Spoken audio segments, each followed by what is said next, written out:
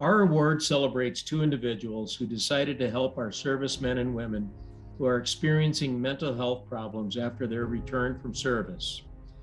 Eric Beach is a veteran who has struggled with mental health problems since the end of his active service in 2005.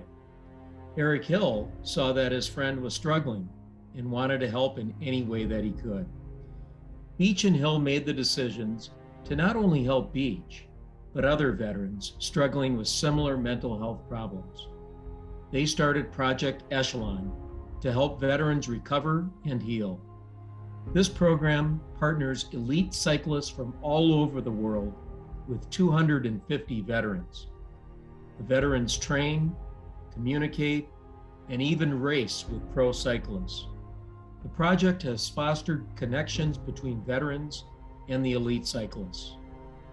Beach says that the program lets him know that hundreds of people are looking out for him, as well as every other veteran participating in the program.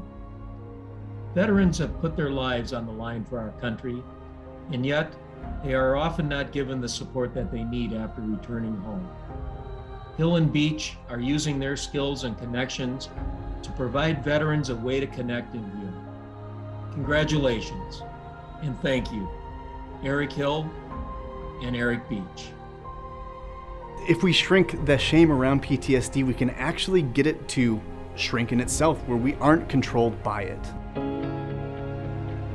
I deployed in 2003, came home, had some injuries, and then I got out in 2005. And I used drugs and alcohol to self-medicate to kind of ease that transition, which was not a healthy situation, which ultimately led me to 2008 when I attempted suicide. I wanted to get back in the military, but I knew I couldn't do that, so I was like, well, what is it that I miss? And it was physicality. And so I called Eric Hill, who's my friend and a pro cyclist, and said, how do I do it? And then through our relationship together, he got me to my first triathlon in 2014. And he's like, hey, let's start a nonprofit and help veterans do this because it worked for you, right? I said, yeah. Giving back has always been a part of who I am. I grew up in a life of service. 2016 is when we officially founded Project Echelon, and we served 12 people.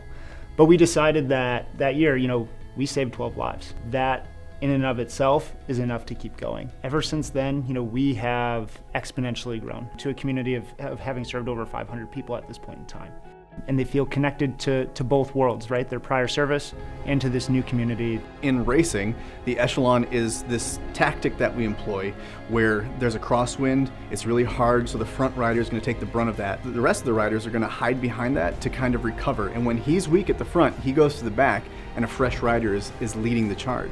And so what a beautiful metaphor for what we wanted to do for veterans through endurance sport. When I'm strong, I'm going to serve you.